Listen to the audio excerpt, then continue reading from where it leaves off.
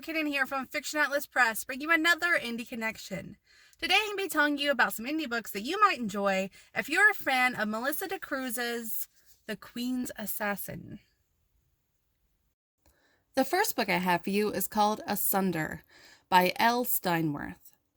Maylee's world shattered when her mother, the Queen of Amos, was assassinated. The heir to the throne of Brimley, Maylee's fiancé at the time, was accused of the crime.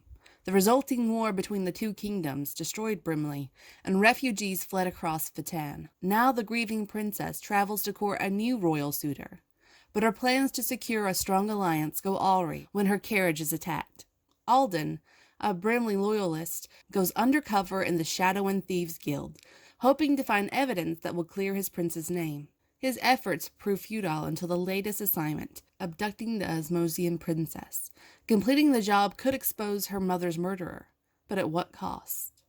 The second book I have for you is called Mage Slave by R.K. Thorne. Crowned Prince Avon Lenukin wants something more than a trophy for a future wife.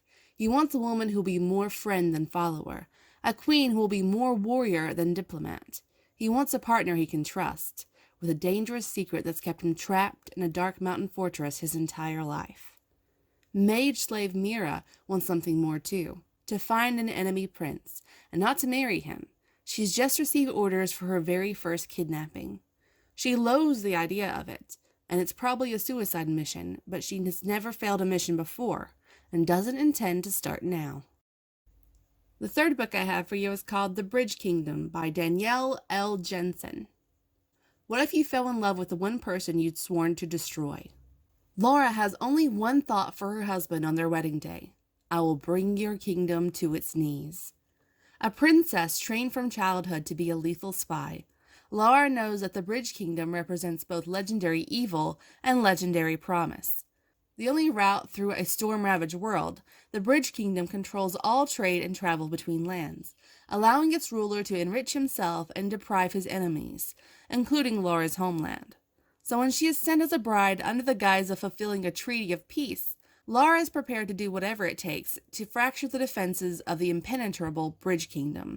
But as she infiltrates her new home, a lush paradise surrounded by tempest seas, and comes to know her new husband, Aaron, Laura begins to question where the true evil resides. Around her, she sees a kingdom fighting for survival, and in Aaron, a man fiercely protective of his people.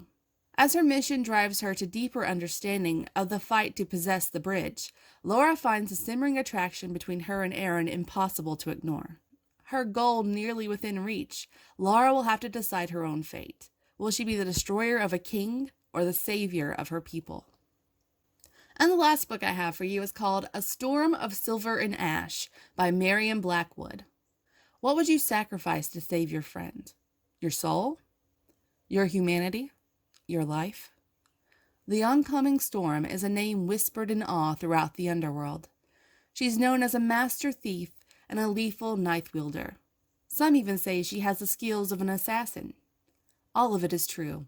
She's also a sarcastic smart mouth with the social graces of a bull. You will find her running across rooftops, sneaking in the shadows, and breaking into houses. That is if she's not being ambushed and blackmailed into a seemingly impossible mission. Grudgingly caught in a dangerous power struggle, the oncoming storm must leave behind the world she knows and maneuver through scheming assassins, calculating elves, and desperate royals. Before her adventure is over, she will have loved, saved, killed, and double-crossed those around her. The only question is, who?